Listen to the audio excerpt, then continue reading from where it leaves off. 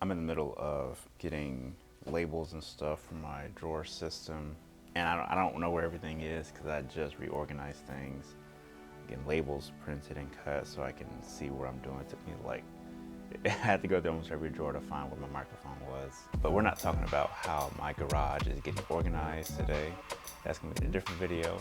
What we are talking about today is the issue with trying to find inspiration in all the wrong places. I wrote this script because I was reading a poetry book we got from the library, and there was a section in there related to one of the poems called Taste and See. The entire book is filled with sections of curated pieces of work, poetry that all kind of fit within a certain category.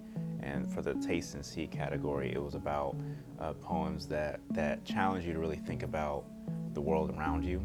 Case in point, I never thought it'd be so warming to think about the eloquent details and descriptions and everything there is to do with a bumblebee. In reading some of these poems, which honestly touched me and inspired me, it had me thinking about how easy it is for us to go online to look for things that inspire us. I'm very guilty of going on Pinterest and looking up some kind of list of inspiring photography, inspiring cinematography, so I can look at different shots and frames and uses of light and cinematography practices and all those things to kind of get me like a visual, almost like a kick, like a jolt of inspiration. And I think the problem is that because the access to it is so easy and quick, we're also looking at it as trying to get a quick fix. And there's nothing necessarily wrong, inherently wrong with going on Pinterest or even other platforms I'm discovering, relying just on that quick fix level of inspiration. I think is detrimental to the creativity process. Our journey as creatives, as artists, is not done in a week, it's not done in an hour. It is a multi-year long journey that we're on.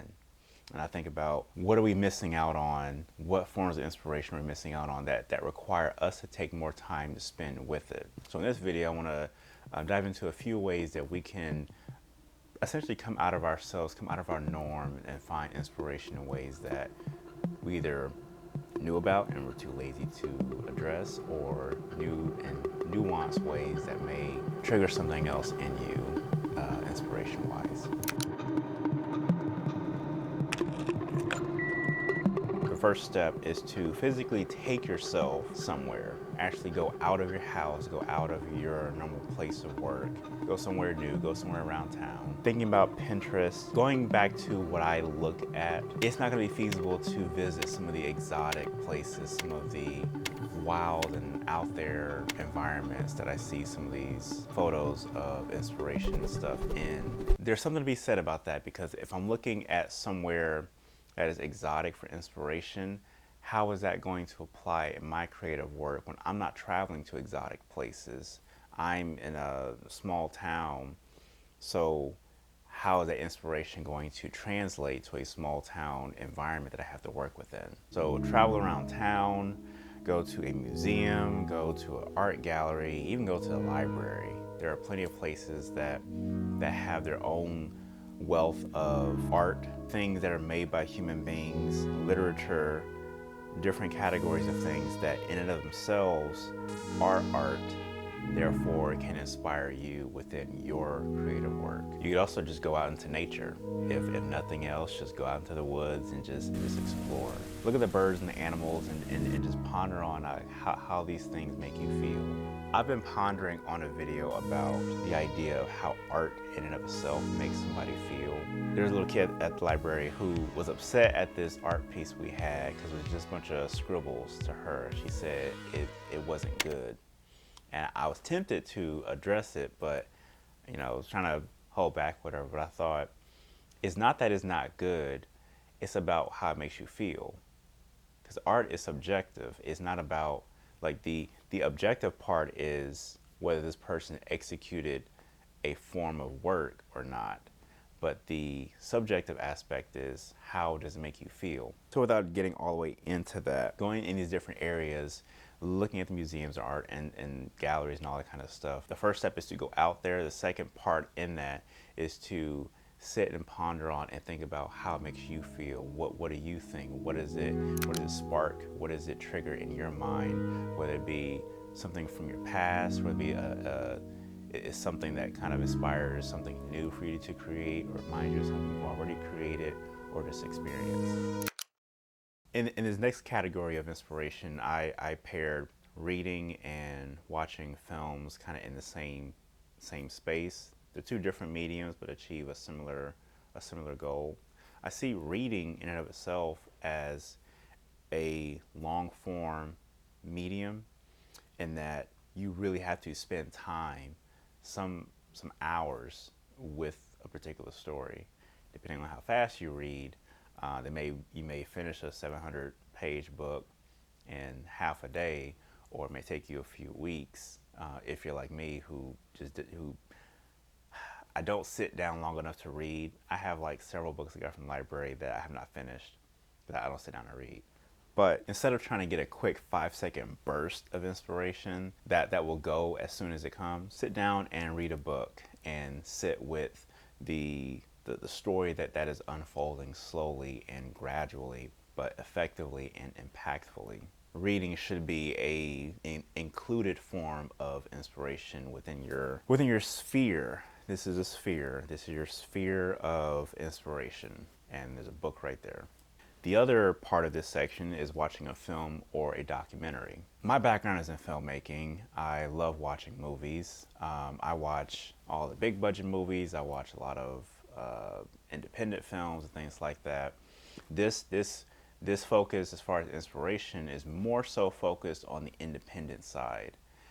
In the same way that looking at an exotic island with photography as a means of inspiration while you're in a small town, looking at your Marvel movies or DC movies or whatever $300 million budget movie as a form of inspiration, if you find an auteur like a Christopher Nolan, like, he's my dude. I've watched Tenet, Inception, Interstellar for inspiration. So there's that. But as far as like the more like commercial movies, those, in my opinion, aren't going to be as important for inspiration as your lower budget or independent films. And even on a smaller scale, I think about documentaries and short films and things like that. A good source to kind of sit with videos like that would be to go to Vimeo.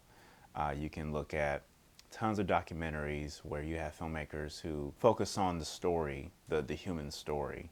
And then there's also the added bonus with the medium of film and looking at the visual craft of filmmaking. Not only are you looking at how a story is being told, how a story is unfolding in under an hour and a half, but you're also looking at the visual craft of how the filmmaker, how the director directs your eye and shows you what is important. And watching these films, which a lot of times will have a commentary on some kind of social issue or some kind of historical matter, whatever it is. And my hope in suggesting this is that it sparks something in you. It triggers something that is going to pour into your artwork. And while I'm on this subject, one of the things that I think is important about looking for inspiration is expanding your reach outside of your current medium of work. So if you are a painter, yes, there are thousands of paintings and hundreds of renowned artists to look at and to kind of mimic or practice with. But looking at a film or looking at photography work, reading a book, those other mediums can still have just as much, if not a different or bigger impact in that realm of painting.